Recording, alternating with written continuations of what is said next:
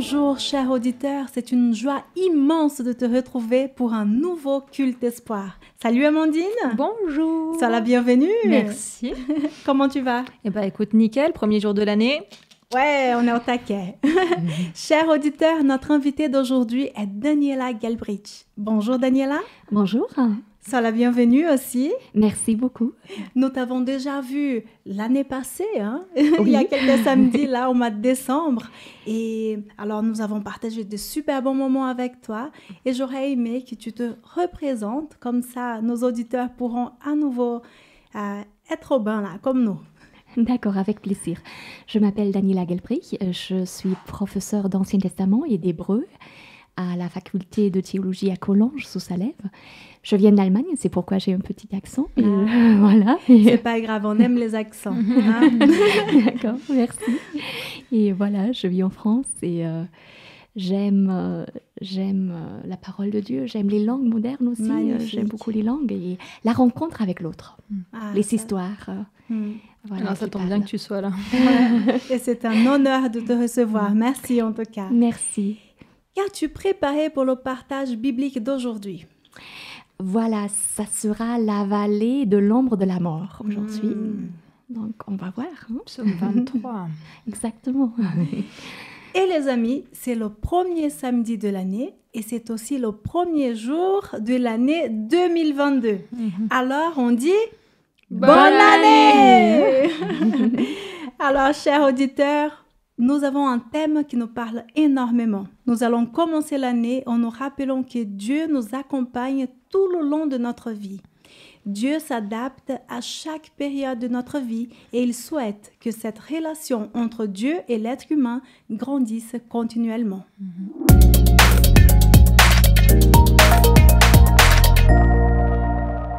Amandine, quelle joie de commencer l'année avec toi. Tout pareil.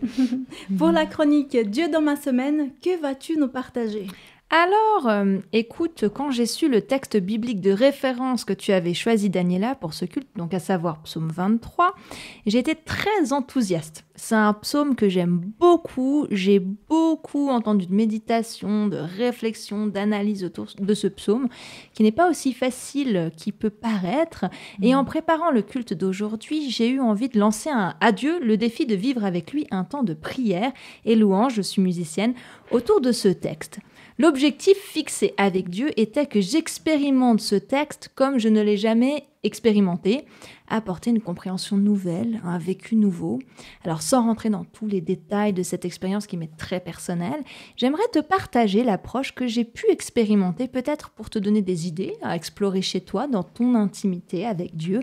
Peut-être que ce sont les musiciens qui vont plus se reconnaître dans mon expérimentation, et encore, je serais sans doute surprise de ce qu'un non-musicien pourrait en tirer. Ah tiens, là tu éveilles ma curiosité. Écoute, je me suis donc posée dans notre salle de musique devant mon piano, la Bible ouverte en face de moi, au psaume 23. Et j'ai prié Dieu un peu du genre « Bon voilà Seigneur, c'est parti pour cette expérimentation avec toi, guide-moi ». Et donc j'ai lu le premier verset. « Le Seigneur est mon berger, je ne manquerai de rien ». Aïe, direct ce verset piquait chez moi un point sensible. Je me suis posé deux questions. Est-ce que Jésus est mon berger dans ma vie ? Et ça veut dire quoi? Et puis surtout, ça veut dire quoi? Je ne manquerai de rien. J'ai trouvé ces questions super difficiles.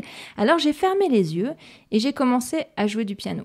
Une mélodie improvisée qui me venait en lien avec l'émotion que je ressentais en lisant ce verset.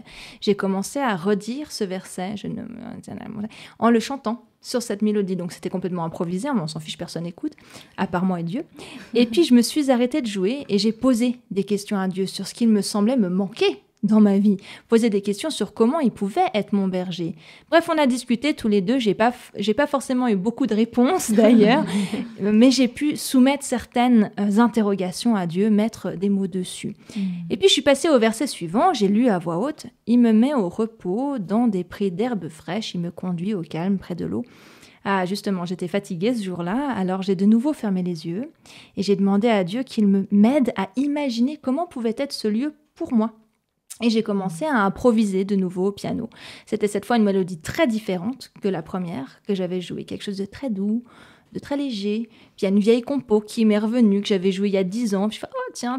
Donc en jouant, je me suis vue dans cet espace paisible. J'ai senti la chaleur du soleil, la douceur de l'air. J'ai commencé à respirer calmement. J'étais encore dans ma chambre. Hein. Je me sentais dans sa présence et j'ai commencé à avoir même les larmes qui me montent aux yeux, une douce paix. Alors j'y suis restée un moment, 5-10 minutes, là c'était bien. Et puis je suis passée au verset suivant. Il ranime mes forces, il me guide sur la bonne voie parce qu'il est fidèle à lui-même. Est-ce que j'avais besoin que Dieu ranime mes forces ? J'ai commencé à mettre en revue dans ma tête tout ce qui s'était passé les jours précédents. J'ai confessé des mauvaises voies, des mauvais choix. J'ai mis en mots les sphères de ma vie où il me semblait que je manquais de ressources, de force, de motivation. Et puis mon regard s'est arrêté sur « Il est fidèle à lui-même ». Bon Dieu, je peux avoir confiance que tu ranimes mes forces, que tu me conduis car tu es fidèle à qui tu es, mais qui es-tu ? Alors j'ai recommencé à jouer au piano, encore une autre mélodie qui m'est venue, très différente à nouveau, et j'ai commencé à dire en chantant certaines histoires de la Bible où Dieu s'est montré fidèle. Ah bah oui, parce qu'on retrouve beaucoup dans la parole des exemples, autant que je me base sur la Bible en premier. Alors j'ai commencé à dire, ah voilà Dieu, hein, fidèle avec Abraham, puis je suis partie à me rappeler ce qu'il avait fait pour Abraham, puis après ce qu'il avait fait pour Joseph. Et puis après je me suis dit, tiens, mais ça me fait penser aussi à comment Dieu a été fidèle dans la vie des gens autour de moi. Alors je dis, voilà, merci Seigneur, tu as été fidèle dans la vie de ma maman, puis j'ai pu improviser, à chanter à Dieu ça. Et puis ça est revenu vers moi, où j'ai commencé à réfléchir toutes ces fois dans ma vie. Le Seigneur a été fidèle envers moi. Et après, j'ai eu envie de continuer à chanter, mais cette fois-ci en disant à Dieu juste des qualités que je lui trouvais à lui. Alors j'ai commencé à lui dire qu'il était bon, qu'il était constant, qu'il était éternel. Et j'ai continué ainsi sur tout le reste du psaume. Des moments d'improvisation de piano, en chantant, en prière silencieuse, en prière à voix haute, en réflexion. Et le Seigneur m'a béni, vraiment, il m'a interpellée, il m'a ouvert les yeux sur certaines vérités aussi dans ma vie. Voilà, lire la Bible, ça peut prendre plein de formes différentes. Et la Bible, notamment les psaumes dont on va parler aujourd'hui, peut aussi servir à vivre des temps de prière et de louange et d'adoration avec Dieu. Alors je prie pour que tu puisses toi aussi expérimenter des temps dans l'intimité avec Dieu, où il va utiliser ta sensibilité, tes dons, pour dialoguer avec toi.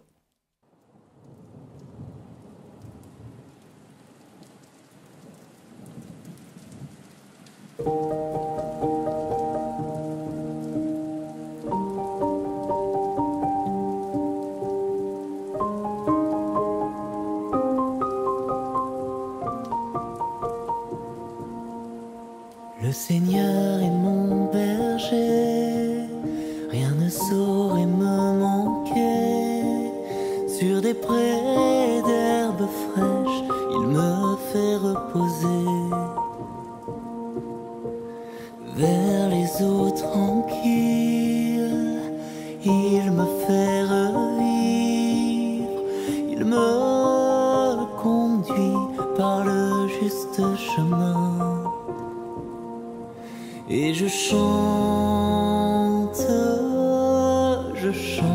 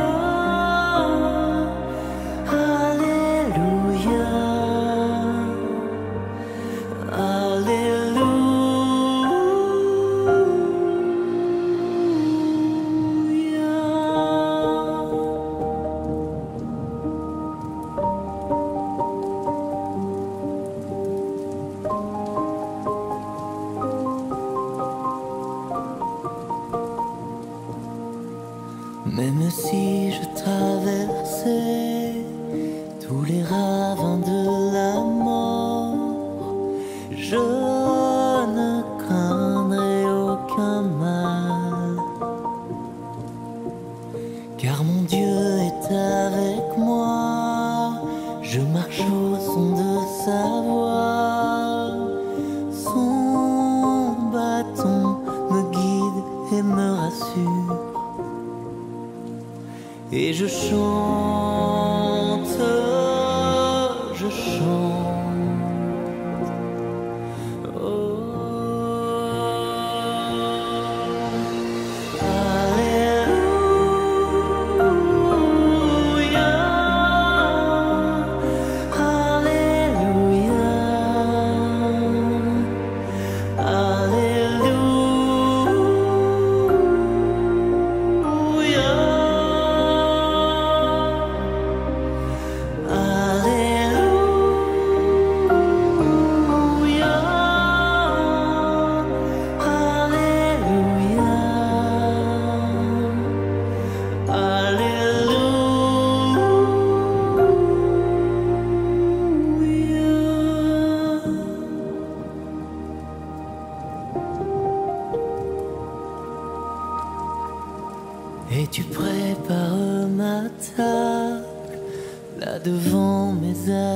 sincère. Tu répands le parfum, ma coupe est débordante. Grâce et bonheur m'accompagnent pour tous les jours de ma vie. J'habiterai la maison du Seigneur. Et je chante, je chante. Oh.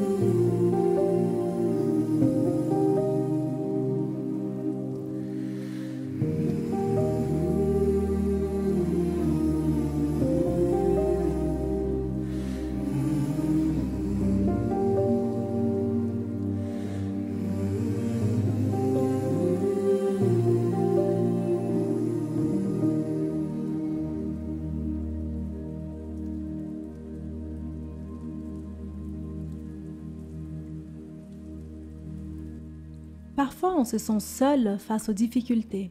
Parfois, on ne voit pas trop de solutions.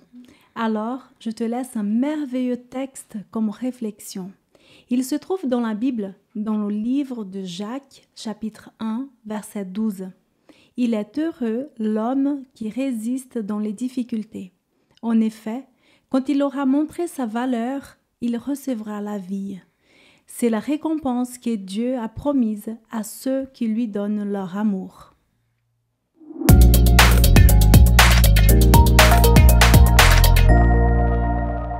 Aujourd'hui, pour ce culte espoir, nous parlons de Jésus qui nous accompagne à chaque étape de notre vie.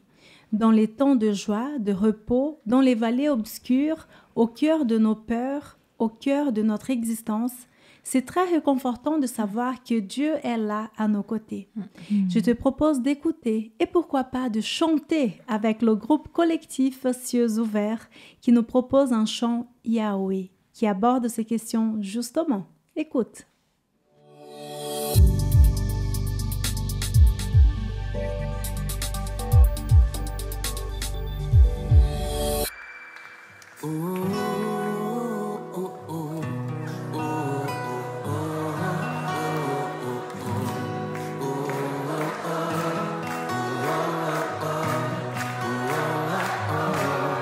Allez, c'est celui-là, on sache.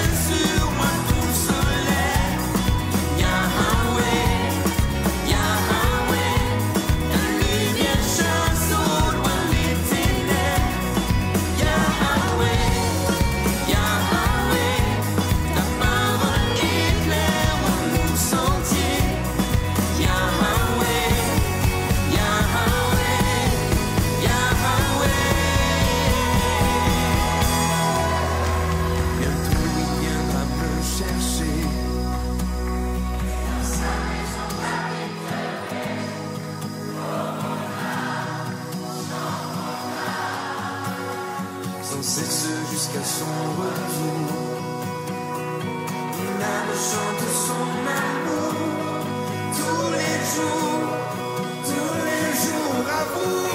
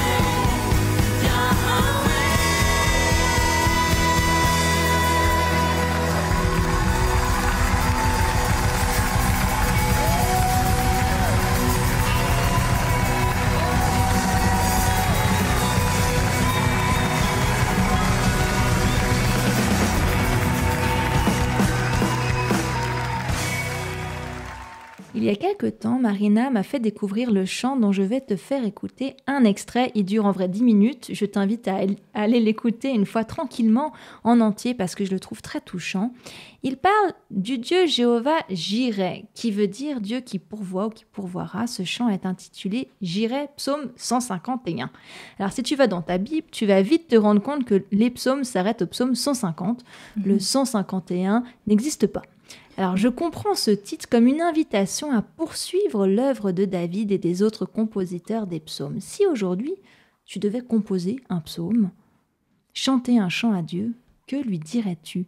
Quel témoignage rendrais-tu ? Alors, le groupe Elevation Worship et Maverick City te proposent cette version du psaume 151. Je te propose de l'écouter ensemble.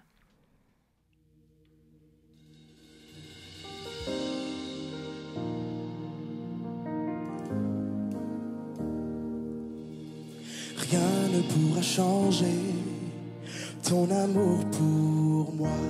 Tu m'as toujours aimé, sans relâcher ton amour n'abandonne pas. Bien que je sois imparfait, tu es fier de moi. Rien ne pourra changer ton amour pour moi. Aucune tempête ne m'arrêtera. Au milieu des vents, je reconnais le son de ta voix m'appeler à toi. Tu traverserais les mers si je me noyais. Rien ne t'empêchera de me protéger. J'irai, je n'ai que toi.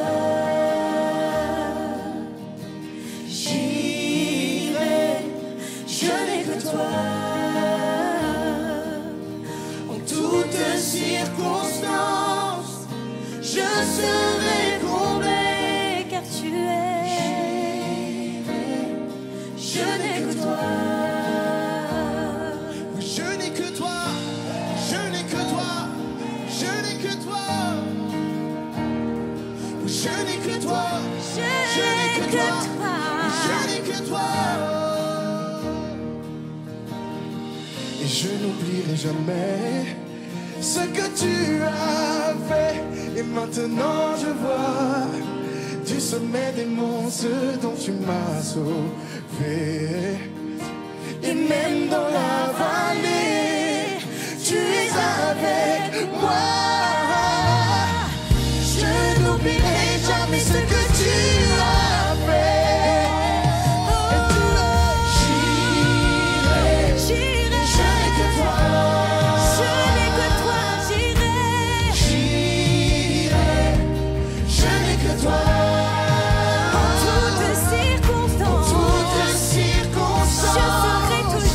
Je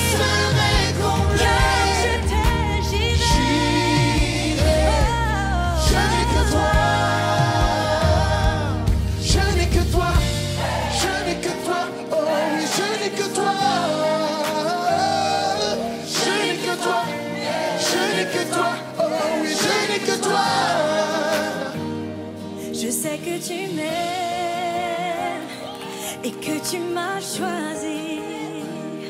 Je sais qui tu es, alors je sais qui je suis. Je sais que tu m'aimes plus que je ne l'imagine. Je n'ai que toi.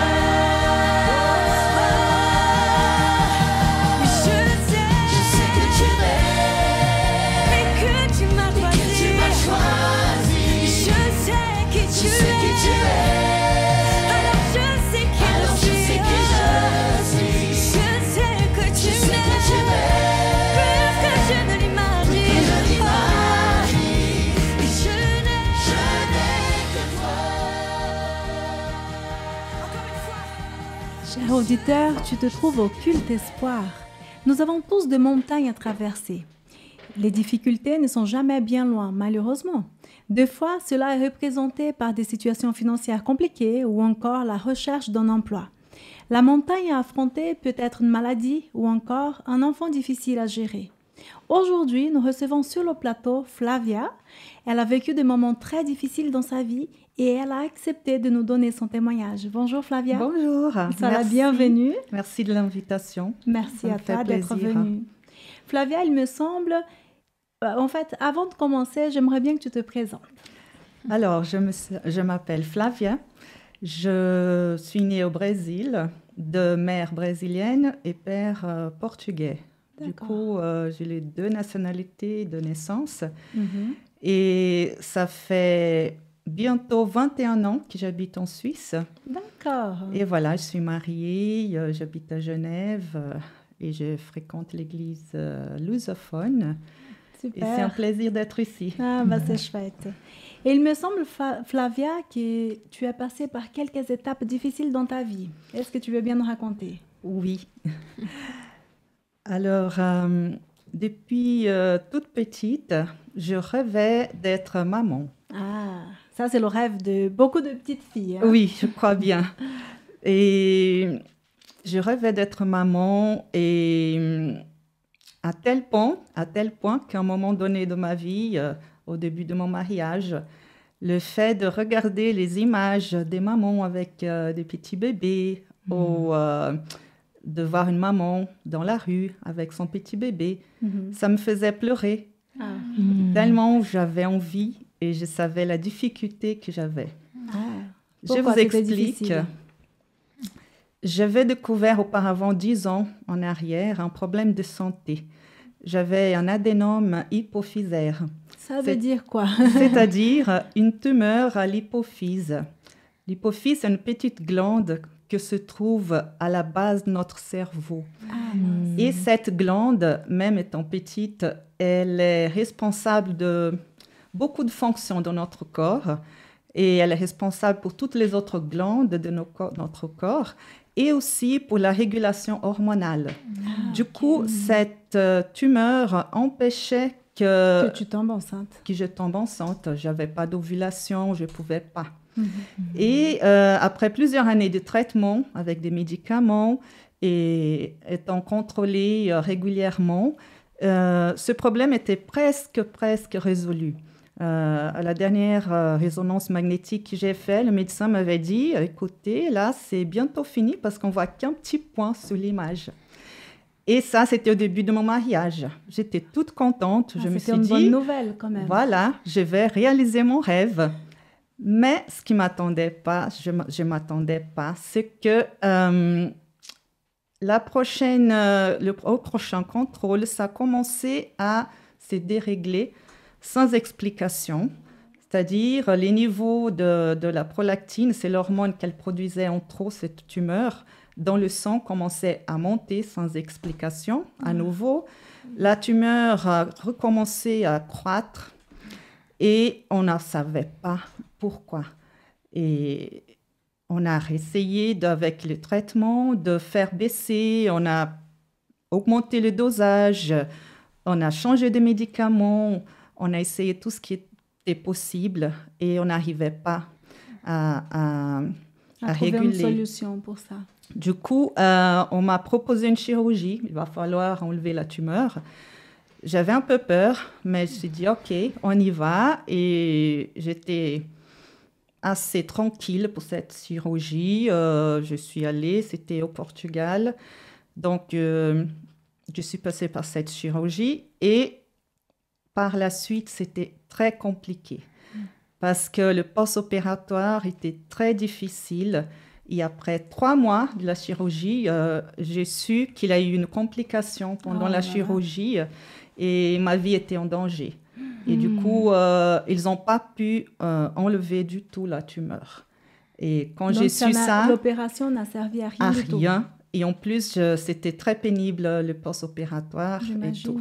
Du coup, j'étais très frustrée parce que je me suis dit, pourquoi passer par tout ça, Seigneur? Pourquoi j'ai dû... Et après, pour rien, on est revenu au point zéro. Du coup, à nouveau de traitement pour essayer de faire réguler à nouveau le problème, régler, et rien. Donc, on s'est rendu vite à l'évidence qu'il fallait une deuxième chirurgie. Et là, j'avais très peur. Parce que déjà, ça s'est mal passé pour la première fois. chirurgie, c'était comme ça. Je me suis dit, mon Dieu, je dois passer par ça à nouveau. Aide-moi. Et j'ai prié parce que j'ai dit, je n'ai pas le courage d'y aller. Aide-moi, donne-moi ce courage. Et dans mon esprit, j'ai eu l'envie de demander au pasteur de prier pour moi. Et j'ai pensé, pourquoi pas demander de recevoir une onction. J'avais lu sur la Bible que les gens avant demandaient l'onction non seulement en cas de mort imminente, mais aussi pour des problèmes de santé qu'ils avaient besoin d'avoir une bénédiction spéciale. Dans l'objectif de régler sa vie. De régler ça, oui. De demander vraiment l'intervention de Dieu. Je sentais que j'avais besoin de ça. Okay. J'ai parlé au pasteur, il était d'accord. Donc, on a pris rendez-vous un jour chez moi. Et c'était un moment très, très intense. J'imagine. Du coup, on a eu un moment de prière, on a eu un moment de confession, parce qu'il s'est dit, on va se préparer à ce moment. C'était très fort en émotion. Et par la suite, j'ai reçu l'onction. Et après cela, il m'a dit, écoute, qu'est-ce que tu veux en fait demander à Dieu? Et j'ai dit, je veux demander 3 choses. Que la chirurgie se passe bien, que je sois guérie pour toujours de ce problème, qu'il ne revienne pas, parce que c'était une probabilité qu'il revienne, et que je puisse être mère. Oh, tu as osé. 3 choses. Et puis, il a dit, OK, et c'est Dieu, il répond à ta prière, qu'est-ce que tu veux lui donner en retour? Et j'ai dit, je veux offrir cet enfant à Dieu, je veux lui dédier. Comme Anne dans la Bible. Voilà, j'avais envie, parce que j'ai dit, si c'est Dieu qui me donne, je veux qu'elle soit au service de Dieu. Et la deuxième chose, je veux faire un culte à notre église et je veux faire un culte de remerciement, de louange, si j'ai cette bénédiction. Et voilà, par la suite, j'étais très calme, j'étais tranquille. Donc, je suis allée pour la deuxième chirurgie. Tout s'est bien passé. C'était mieux que la première fois. Beaucoup mieux. La post-opératoire, c'était super. Déjà en Suisse, là, cette fois. Et par la suite, on attendait parce qu'il a dit, maintenant, on va attendre si le corps, il répond. Parce que là, il faut voir si l'hypophyse, elle recommence à travailler et tout ça. On va attendre. J'ai dit, combien de temps? Combien de temps? Il disait, 6 mois. Attendons 6 mois. Et nous verrons si le corps commence à travailler. Et après 6 mois, rien. Donc, le signal, c'était que je devrais avoir mes règles. Et là, c'était le signal que l'hypophyse reprenait à nouveau ses fonctions. Et rien après 6 mois. Du coup, il dit, bon, on va peut-être voir pour une stimulation hormonale si tu veux devenir maman. Et prends rendez-vous avec ton gynécologue. Et le temps que je prends rendez-vous et que j'ai le rendez-vous, voilà, mes règles sont revenues spontanément. Et la dernière fois, on est content que les règles soient là. Voilà, et j'étais toute contente. Voilà, comme les femmes, on n'est pas très peut-être contentes ce moment de moi, mais là, j'étais vraiment contente. J'ai appelé toute la famille, on a fait la fête, justement parce que j'ai eu mes règles. Et après, il a dit, OK, le médecin, il a dit, on va attendre si tu tombes enceinte spontanément. Donc, on va attendre encore 3-4 mois. On ne peut pas attendre parce que j'avais bientôt 40 ans.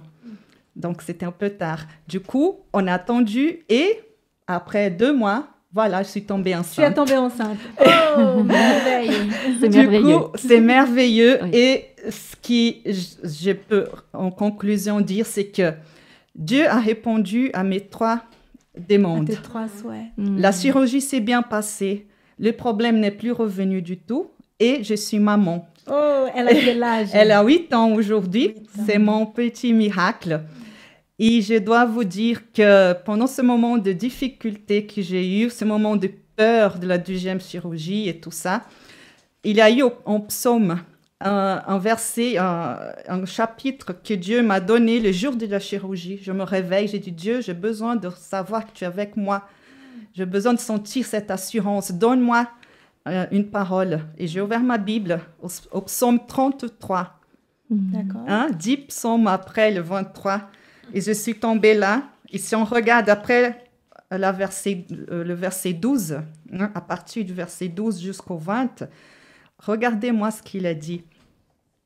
Heureuse la nation dont l'Éternel est le Dieu. Heureux le peuple qu'il choisit pour son héritage. L'Éternel regarde du haut des cieux. Il voit tous les fils de l'homme. Du lieu de sa demeure, il observe tous les habitants de la terre. Lui qui forme leur cœur à tous, qui est attentif à toutes les actions, ce n'est pas une grande armée qui sauve le roi, n'est pas une grande force qui délivre les héros. Le cheval est impuissant pour assurer le salut, et toute sa vigueur ne donne pas la délivrance. Voici, l'œil de l'Éternel est sur ceux qui le craignent, sur ceux qui espèrent en sa bonté, afin d'arracher leur âme à la mort, ma peur de la mort, et de les faire vivre au milieu de la famine. Notre âme espère en l'Éternel. Il est notre secours et notre bouclier. Amen. Et c'est avec ce message que je suis partie pour la chirurgie en toute confiance. Dieu Amen. est avec nous, même au milieu des difficultés. Merci beaucoup Flavia pour ton partage. Merci. Et ça fait du bien de pouvoir commencer l'année avec la certitude que Dieu vient nous chercher là où nous sommes et que nous pouvons toujours lui faire confiance.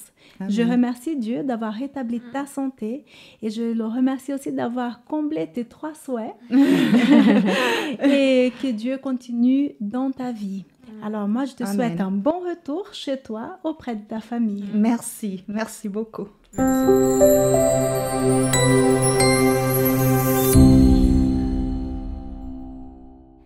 Le Seigneur est mon berger.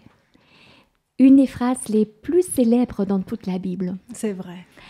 Et c'est une phrase qui a consolé et restauré des milliers d'êtres humains au cours de l'histoire de l'humanité. On s'est accroché à cette phrase. Et là, au début d'une nouvelle année, si jamais on traverse des moments difficiles, hein, voilà, c'est une phrase. C'est quelqu'un à qui on peut s'accrocher. Le Seigneur est mon berger. En fait, dans ce psaume 23, il y a 4 portraits du Seigneur. Il n'est pas seulement le berger. C'est vrai, les premiers versets parlent d'un berger. Les vers pâturage, les eaux paisibles, voilà, il conduit. C'est un berger, c'est clair. Mais il y a d'autres images dans ce psaume, parce que à partir du verset 5, on a quelqu'un qui tresse devant moi une table en face de mes adversaires et qui enduit ma tête d'huile. Là, le Seigneur est un hôte. Et juste avant, le Seigneur est quelqu'un qui me réconforte, qui est à côté de moi, donc il est un consolateur. Donc le berger, le consolateur, l'hôte. Et finalement, celui qui est invité, c'est également un hôte. Et après, en fait, le psaume va dire que le bonheur et la fidélité m'accompagneront tous les jours de ma vie et je reviendrai à la maison du Seigneur pour la longueur des jours. Dernier verset. Et là, le Seigneur, la maison du Seigneur, le Seigneur est Père. Et finalement, c'est lui qui écrit le psaume, il arrive à la maison, il n'est plus hôte et l'auberge devient la maison. Il peut s'asseoir. Il peut s'asseoir. Et finalement, au début, le Seigneur est mon berger. On pourrait aussi traduire le Seigneur est mon ami. En hébreu, le mot, voilà, dans le livre du Cantique, des Cantiques, voilà, c'est traduit par ami. Le Seigneur est mon ami. Mais là, le contexte parle d'un berger, c'est clair. Et dans l'Antiquité, le berger ou le roi est également considéré comme un berger. Donc, le Seigneur est mon roi. Et le Seigneur est là. Et là, le texte commence par voilà, il me fait coucher dans de verts pâturages, il me dirige vers des eaux paisibles, il restaure ma vie, il me conduit sur les sentiers de la justice à cause de son nom. Donc là, on a vraiment la belle vie, de verts pâturages, des eaux paisibles. Il est là, il conduit, il a un nom aussi. Il est fidèle à ce nom. Mais tout d'un coup, à partir du verset 4, il y a quelque chose qui change. Même si je marche dans la vallée de l'ombre de la mort, je ne crains aucun mal car tu es avec moi. La Bible est très honnête avec nous. Parce que la vie n'est pas seulement vers pâturage et eau paisible. Ça aurait été bien, mais oui, c'est pas le cas. C'est pas le cas, n'est-ce pas? Il y a aussi la vallée de l'ombre de la mort. Mais ce qui est frappant dans ce texte, qui a vraiment consolé beaucoup d'êtres humains, ce qui est frappant, que à partir du verset 4, ce n'est plus le « il » qui conduit, mais le « il » devient « tu ». Il y a beaucoup de changements en fait. Exactement. Le texte change parce que dans la vallée de l'ombre de la mort, dans les moments difficiles de la vie, et la vallée de l'ombre de la mort fait partie de l'existence humaine, le texte est honnête. Et chacun traverse une vallée de l'ombre de la mort. Ça fait partie de notre vie. Mais là, ce Dieu, le Seigneur, qui est mon berger, il devient tu. Il devient un vis-à-vis. Et le centre de ce psaume, c'est cette phrase « car tu es avec moi ». Toi avec moi en hébreu. Donc, la vallée de l'ombre de la mort, ça fait partie de nos existences. Mais dans ces moments difficiles, ce Dieu devient un tu, un vis-à-vis qui est avec moi. Il devient proche. Il devient proche et il y a l'intimité qui se crée, qui est encore plus proche que ce « il » qui est là lorsque tout va bien. Et c'est vrai, dans notre terre ou sur notre terre, il y a des êtres humains qui traversent des vallées de l'ombre de la mort tout le temps. La souffrance est répartie de façon injuste. Il y a des gens qui enchaînent la souffrance ou des moments difficiles de la vie. Et on se pose la question de savoir, mais pourquoi? Et d'autres qui ont la vie en rose. Il y a vraiment des gens qui traversent la vie avec, Ou en tout cas, n'ont pas de gros soucis comme d'autres personnes. Exactement. Donc là, on voit, c'est l'irrationalité du mal qui frappe. On vit dans une réalité irrationnelle, où le mal vraiment fait ses ravages, mais où il y a cette injustice par rapport à la souffrance et à des obstacles qu'il faut surmonter de la vie. Mais le texte encourage, il dit, dans la vallée de l'ombre de la mort, toi avec moi. C'est un Dieu qui traverse des moments difficiles avec nous. Il est ce berger, cet ami, ce roi qui est à nos côtés. Et d'ailleurs, dans la Bible, ce berger va laisser sa vie pour les brebis. C'est le Nouveau Testament qui attache cette image à Jésus. Il est le bon berger qui laisse sa vie pour ses brebis. Et d'ailleurs, le prophète Ésaïe, dans l'Ancien Testament, il parle du Seigneur en tant que brebis menée à l'abattoir. Donc, le Seigneur lui-même est quelqu'un qui a traversé la vallée de l'ombre de la mort. Il est cette brebis qui sera égorgée en quelque sorte, qui est face à la mort, qui meurt pour nous finalement. Et quand on regarde le psaume qui précède, le psaume 22, on a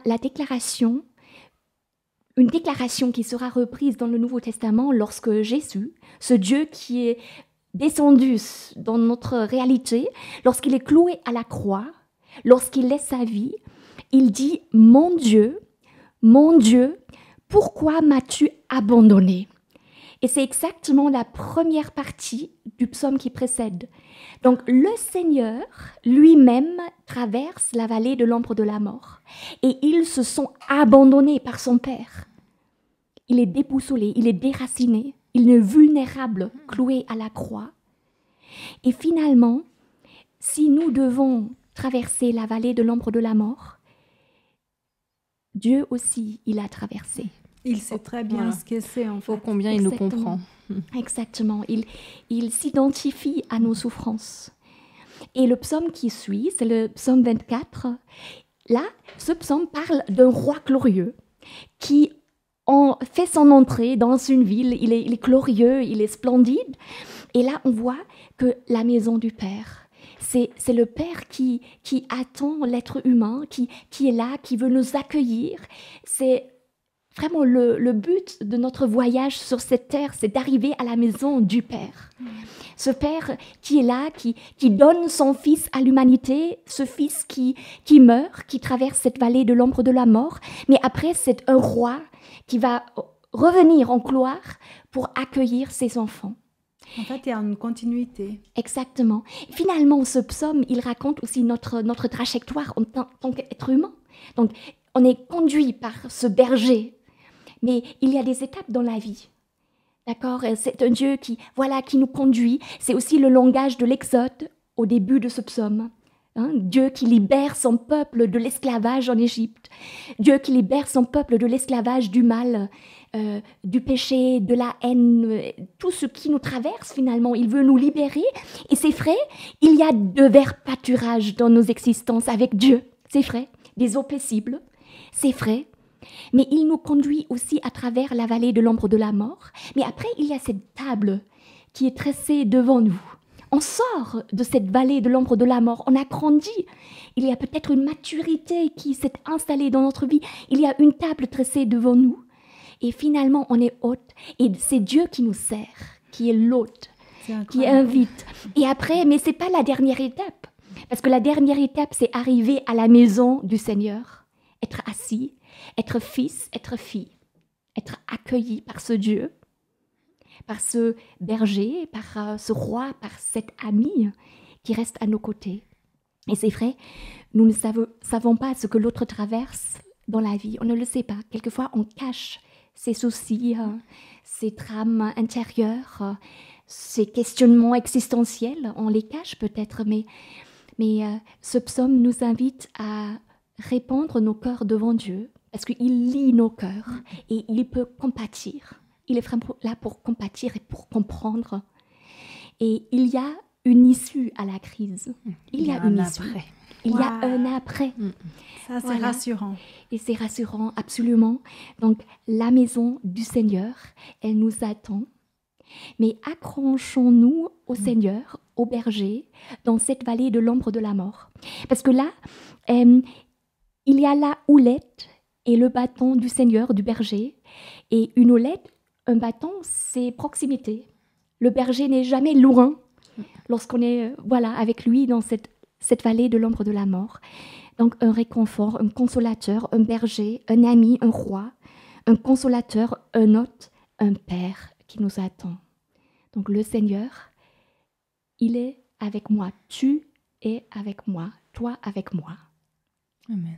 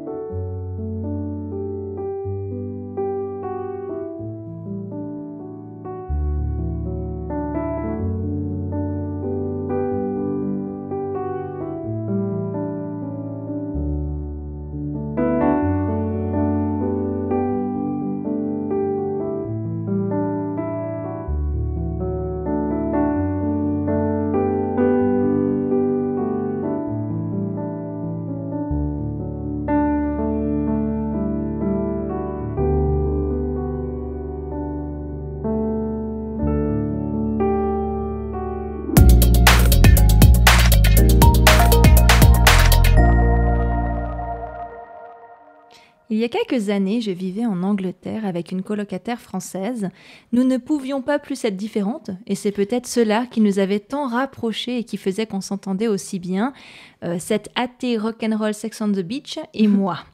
À l'époque où je vivais en Angleterre, et je pense que c'est encore pas mal le cas, les musées, galeries d'art, etc. étaient très souvent en accès libre, gratuites au public, et donc ma coloc était donc allée, je ne sais plus pourquoi, dans une galerie d'art, et en rentrant, elle m'explique qu'une peinture l'avait un peu interpellée, elle était restée perplexe, c'était une peinture d'une brebis perdue. Ah, c'était une référence biblique à la parabole de la brebis perdue. Oui, tout à fait, c'est ce que je lui ai dit, une parabole de Jésus qu'elle ne connaissait pas. Et d'ailleurs, ça va être un clin d'œil entre nous, avant qu'on ne se sépare. Je vais lui offrir une Bible et lui dire, bah écoute, voilà, la prochaine fois que tu rencontres une brebis perdue ou une autre référence biblique, tu pourras la reconnaître dans une société judéo-chrétienne imbibée de symbolisme chrétien dans sa culture, son calendrier, son histoire, ça peut servir. Et c'est vrai que des brebis, des moutons, des agneaux, il y en a plein dans la Bible. Et des bergers aussi d'ailleurs. Alors si je vous donne quelques petits exemples, d'ailleurs tu en as cité, dès le commencement de la Bible, on parle de berger, dans Genèse 4, le fils de Adam et Ève, Abel, est un berger qui va d'ailleurs être tué. Intéressant. David, le futur roi d'Israël, était berger. Ésaïe aussi, ce que tu disais dans le chapitre 40, verset 11, dit Dieu est comme un berger qui mène son troupeau et le rassemble d'un geste du bras. Il porte les agneaux contre lui et ménage les brebis qui allaitent des petits. Et puis dans le Nouveau Testament, les bergers et les moutons vont recevoir la bonne nouvelle de la naissance de notre Sauveur. Jésus, forcément, comme tu as dit, va s'annoncer comme étant ce berger dont Israël et nous, enfants de Dieu, par extension, avons besoin, dans Jean 10, 10 et 11. Moi, je suis venu pour que les humains aient la vie et l'aient en abondance. Je suis le bon berger est prêt à donner sa vie pour ses moutons. Et si on regarde de plus près, Jésus dit qu'il est le berger, et comme tu as dit, mais il devient aussi agneau. Jean-Baptiste va dire l'agneau de Dieu qui ôte les péchés du monde, l'agneau qui est mené à l'abattoir, comme disait Ésaïe. Alors un berger qui devient un agneau, c'est pas hautement symbolique ça ? Et on retrouve cet agneau dans l'Apocalypse, cette fois-ci dans la gloire de son triomphe sur la mort. Apocalypse 5, verset 12, l'agneau qui a été mis à mort est digne de recevoir la puissance, la richesse, la sagesse et la force, l'honneur, la gloire et la louange. Alors pourquoi on vous dit tout ça ? Ça change quoi dans ma vie de savoir tout ça ? Alors la Bible me fascine par la richesse de ses symboles, par tous les échos que l'on retrouve entre ces deux testaments, par l'ingéniosité de Dieu qui se révèle et révèle son plan pour nous à travers ces échos notamment. À travers la réalisation de sa parole. Dans la psaume 23, l'Éternel est mon berger, et des siècles plus tard, Jésus arrive et nous révèle, les gars, c'est moi. Et les gens vont reconnaître qu'il est en effet ce berger, en effet ce Messie qu'ils attendaient, parce que Jésus va accomplir ce que la parole annonçait que le Messie ferait. Et si ce Jésus est le bon berger et qu'il veut être mon berger, ça veut dire qu'il veut m'offrir quoi ?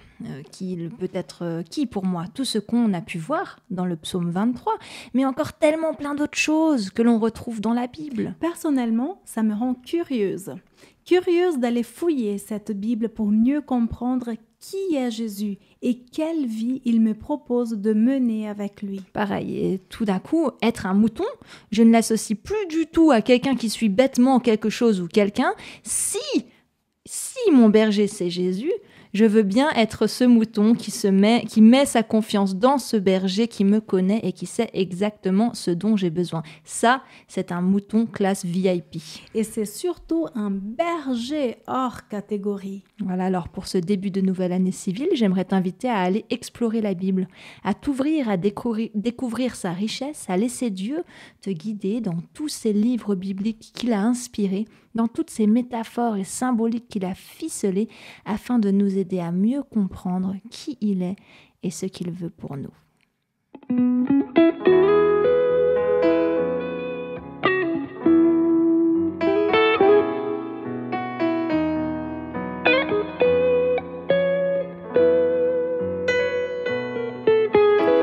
Les soucis fondent sur moi en avalanche.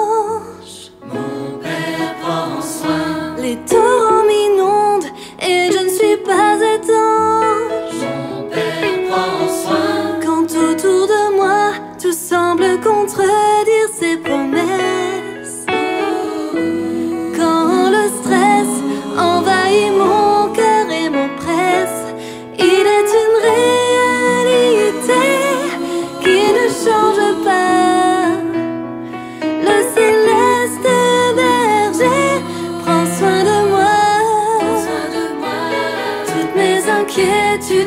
décharge sur ses épaules parce qu'elles sont assez larges pour porter tous mes fardeaux. Il se soucie de tous mes besoins. En lui ma vie est assurée. Mon berger me conduit d'un pas assuré parce que mon Père prend soin. Parce que mon Père prend soin. Je ne manquerai de rien.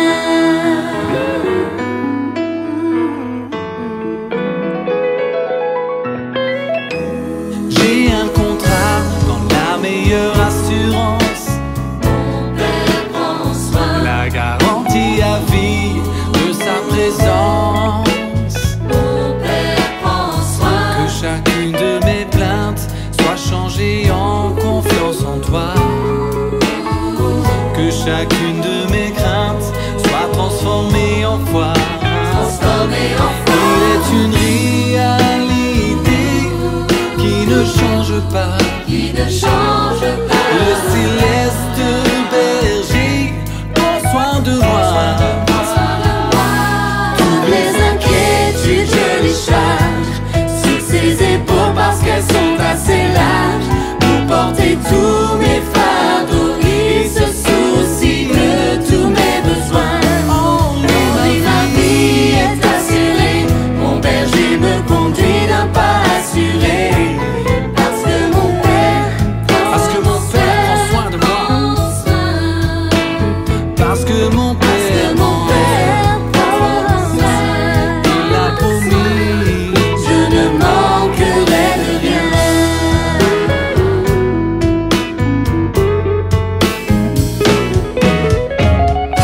Il me prend en charge lorsque je suis à bout, m'emmène au large et me remet debout.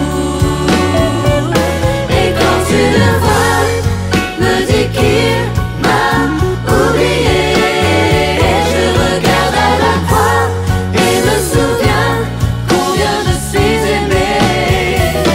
Il me prend en charge lorsque je suis à bout, m'emmène au large et me remet debout. Et quand tu le vois, me dis qu'il m'a oublié. Je regarde à la croix et me souviens combien je suis aimé. Chère Daniela, nous avons pris pour habitude de proposer à nos invités une chronique très spéciale, questions et vérité. Es-tu prête? Je suis prête. On y va. On verra. Alors, tu as parlé dans ton message de Yahvé comme berger, comme roi, comme consolateur, comme hôte, comme père. Peux-tu nous partager une fois où Dieu s'est révélé à toi comme une de ces figures? Oui, en tant qu'ado, j'étais vraiment très très perdue, très révoltée, très en colère. Je voulais quitter le christianisme. Je viens pas comme ça. Oui, on ne dirait pas, n'est-ce pas? Je suis trop douce pour cela, mais à l'intérieur, ma vie intérieure était différente. Et là, je voulais vraiment quitter le christianisme, vraiment, pour toujours. Je voulais devenir agnostique ou me lancer dans la littérature, la philosophie. J'aimais beaucoup. Et là, au fond du trou, parce qu'on a tous des questionnements existentiels, je me battais contre la solitude. J'avais beaucoup d'amis autour de moi, mais il y avait une solitude incroyable en moi. Et là, à la dernière minute, j'ai pris la Bible pour trouver un ancre, parce que tout s'écroulait en quelque sorte. Et là, j'ai commencé avec l'Ancien Testament, c'est pourquoi j'ai un lien particulier avec l'Ancien Testament. Exactement. Et j'ai rencontré Dieu grâce aux prophètes de l'Ancien Testament. Et ça m'a relevée à un tel point que j'ai retrouvé ma dignité. Et honnêtement, là, j'ai trouvé un berger, malgré, voilà, et cette solitude, voilà, j'ai été comblée. Les circonstances de la vie étaient les mêmes, voilà, mais il y avait un ancre. Et là, j'ai rencontré ce berger ou cette amie qui est là, qui reste malgré moi, qui ne me lâche pas. C'est très fort. En plus, c'est rare d'entendre un témoignage où c'est par l'Ancien Testament, notamment. Oui. Exactement, c'est ce que j'allais dire. Ouais. Ouais, c'est très fort. Daniela, quel est un de tes livres de la Bible que tu préfères? C'est difficile à dire. Je pense que la Bible est une bibliothèque qui comprend beaucoup de livres. Mais j'ai rencontré Dieu grâce au livre d'Ésaïe. Finalement, les prophètes de l'Ancien Testament. Les prophètes de l'Ancien Testament me tiennent à cœur, vraiment. Et dans le Nouveau Testament, les évangiles, l'évangile selon Jean, peut-être aussi les épîtres. Voilà, aussi le Pentateuque. Tout est important, tout à sa place. Mais le livre d'Ésaïe m'a touchée profondément. Il a vraiment bouleversé. Oh, ça donne envie d'aller relire le livre d'Ésaïe. Où est-ce que Dieu s'est révélé à Daniela? Exactement. C'est bien. Merci beaucoup pour ce partage. Avec plaisir. Merci de m'avoir accompagnée. Prions. Merci, Père, parce que tu es un Père aimant. Tu connais notre condition en tant qu'être humain et tu chemines avec chacun d'entre nous individuellement. Merci parce que tu as envoyé ton Fils, ce bon berger qui nous a cherchés, qui nous cherche toujours et qui reste à nos côtés. Merci d'avoir un grand cœur, d'avoir cette grandeur intérieure, de nous accueillir tels que nous sommes, de préparer une table devant nous, de prendre soin de nous chacun individuellement. Reste à nos côtés durant tous les jours de cette nouvelle année qui s'ouvre devant nous et rappelle-nous que tu es là, toi avec moi, tu es un vis-à-vis, toi avec nous. Merci pour ton amour, ta grâce, ta patience, ta compassion, ta compréhension. Merci pour tout cela. Au nom de Jésus-Christ. Amen. Amen.